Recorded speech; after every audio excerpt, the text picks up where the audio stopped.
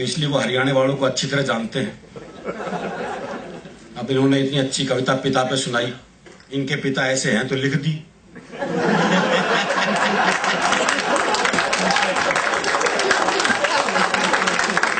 हमें पता है ना कि हमारा बाप कैसा है।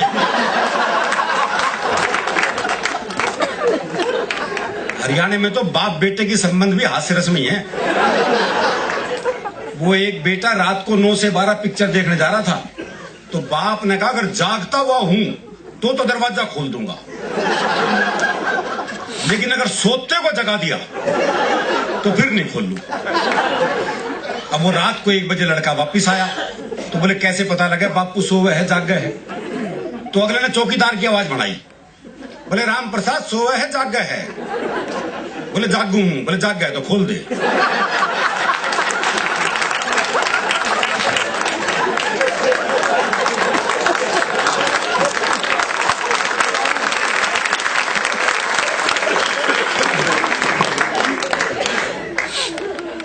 आलोक भाई ने बहुत बढ़िया बढ़िया गजलें पढ़ी,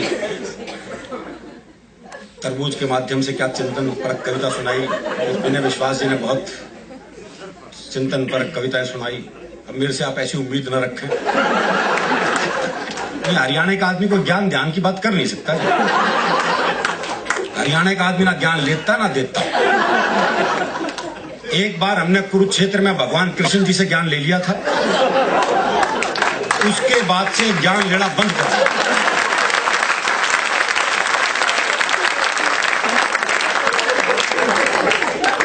भाई जिसने कृष्ण जी से ज्ञान ले लिया वो आजकल के नालतू फालतू बाबाओं से ज्ञान लेगा क्या? आजकल तो कोई भी टीवी चैनल खोल लो, कोई ना कोई बाबा ज्ञान देता मिलता है। अच्छा, जिसे टीवी पे मौका नहीं मिलता हो बाहर ढूंढता फिर है। वो हरियाणा में एक बाबा जी सुबह से परेशान, कोई मिला ही नहीं जिसे ज्ञान दे सके। सुबह से शाम हो गई तो शाम को देखा एक छोरा हाथ में दिया जलाया आ रहा है। बाबा ने सोचा मिल गया मौका। बोले बेटे तुम्हें पता है ज्योति कहां से आती है? बाबा ने सोचा ये जवाब देगा और मैं प्रवचन। लेकिन छोरा हरियाणा का था जी, उसने मारी दिया का फूंक। बोले बाबा ये बताइए ज्योति गई कहां?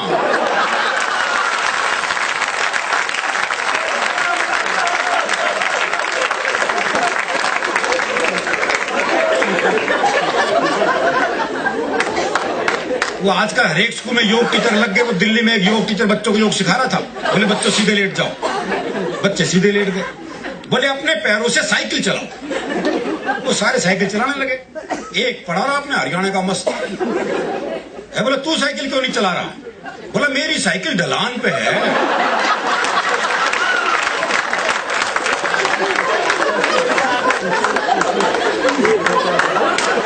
सिखा लो इन्हें योग। दरअसल ये आजकल के बच्चे साहब टीवी कंप्यूटर युग के बच्चे हैं। बल्कि मैं तो कहता हूं 1990 के बाद से बच्चे तो पैदा ही नहीं हो रहे, बाप ही पैदा हो रहे। इनसे बहस कर ही नहीं सकते। वो क्लास में टीचर ने सवाल कर दिया, बोले जिसे सुनाई नहीं देता उसे क्या कहते हैं? तो एक बच्चा खड़ा होकर बोला जिसे सुनाई नहीं देता उसे तो कुछ भी कहो।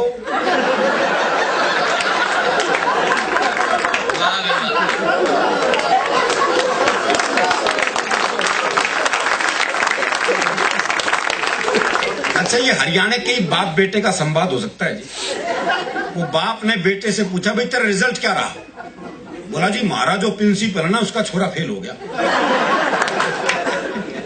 अरे बोले मैं तेरा रिजल्ट पूछ रहा हूं। बोला जी गांव का सरपंच है ना उसका छोरा ही फेल हो गया। अरे बोले तेरा दिमाग खराब है, मैं तेरा रिजल्ट पूछ रहा हूं। अरे बोले वही तो बता रहा हूं, तू कौन सा प्रधानमंत्री लाग रहा है?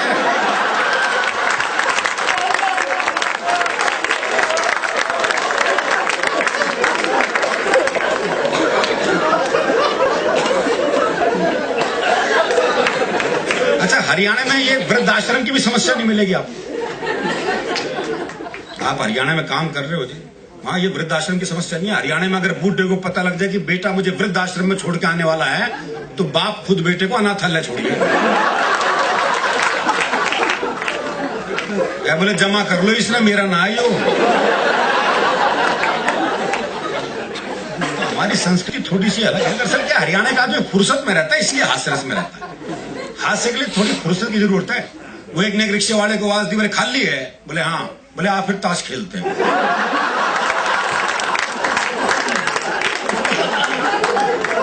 इतनी फुर्सत जरूरी है।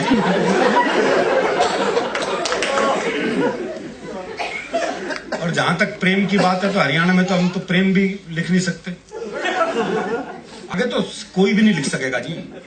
सौंदर्य वर्णन अब आपको सुनने को नहीं मिलेगा। पहले बड़ा नक्शिक वर्णन करते थे कवि, अब करके दिखाएं, घूरने के आरोप में बंद हो जाएंगे।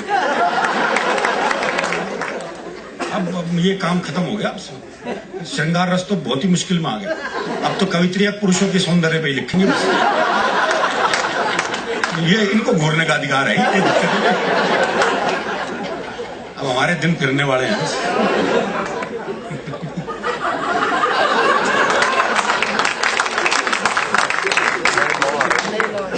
अच्छा, हरियाणा में तो प्यार भी जो है वो ब्याह के बाद ही होता है। ब्याह से पहले प्यार कर ले तो हम तो पेड़ पे लटके मिलते हैं। तो हमारे हरियाणा में तो प्रेम बड़ा मुश्किल है। वो एक लड़के ने एक लड़की से कहा, बोले मैं तेरे से ब्याह करना चाहता हूं। तो लड़की बोली ये पुराना तरीका है, किसी नए ढंग से प्रपोज कर। तो लड़का बोला ऐसा है, तू मेरे छोरे से अपनी चिता में आग लगवाना पसंद करेगी?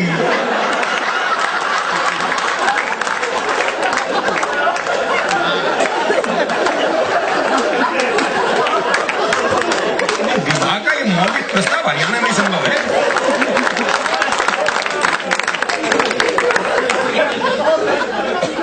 वो एक लड़के ने एक लड़की से कह दिया आई लव यू। लड़की ने मारा खींच के थप्पड़। बोले फिर से कहिए। बोले जब सुना ही नहीं था तो मारा क्यों?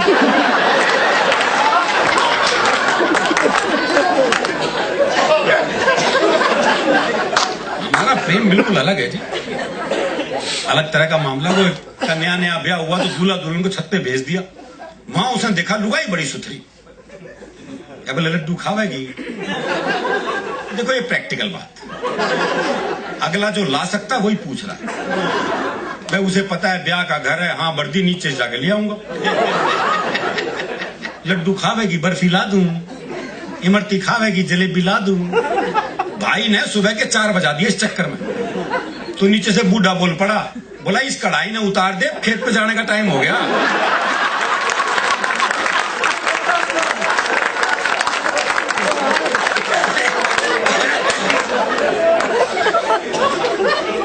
वो मेरे एक दोस्त हैं प्रहलाद जी, उनकी पत्नी का अपहरण हो गया। तो अपहरणकर्ता ने पत्नी की एक उंगली काट के साथ में चिट्ठी भेज दी। बोले 50 लाख रुपए भिजवा दो वरना डैश डैश डैश। मेरे मित्र ने वापस चिट्ठी लिखी। बोले उंगली किसी की भी हो सकती है, मुंडी भेज मुंडी।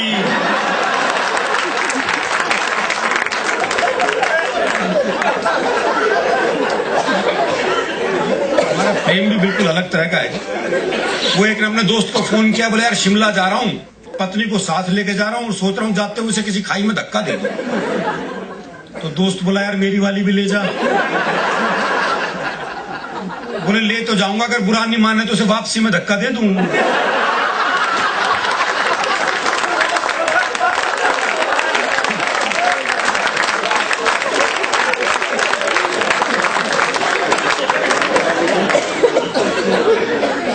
और ये प्रेम मनुष्यों का क्या पशु पक्षियों तक का हमारे यहाँ ऐसा है। वो मेरा एक दोस्त है जिसने तोती पाली। हाँ दुनिया तोता पाते हो, तोती पाली। 3 दिन के लिए कहीं बाहर जाना था। बोले यार क्या करूं, कौन दाना पानी देगा, बड़ा चिंतित हूं। मैंने कहा मेरे घर छोड़ जा, 2 तोते हैं, उन्हें दाना पानी देता हूं, इसे भी दे दूंगा। बोला भाई तेरे 2 तोतों के बीच अपनी तोती छोड़ दूं ना। मैंने कहा नहीं यार मेरे तोते बड़े धार्मिक हैं, तो खुद देख ले आके। अच्छा उसने देखा बकायदा गीता के श्लोक पढ़ रहा हूं, एक कुरान की आयतें पढ़ रहा हूं। बोले बड़े धार्मिक है, कोई खतरा नहीं। उसने तोती छोड़ दी। जैसी तोती पिंजरे में गई तो एक तोते दूसरे को कोहनी मारी। अरे बोले पूजा पाठ बंद कर, दुआ कबूल हो गई।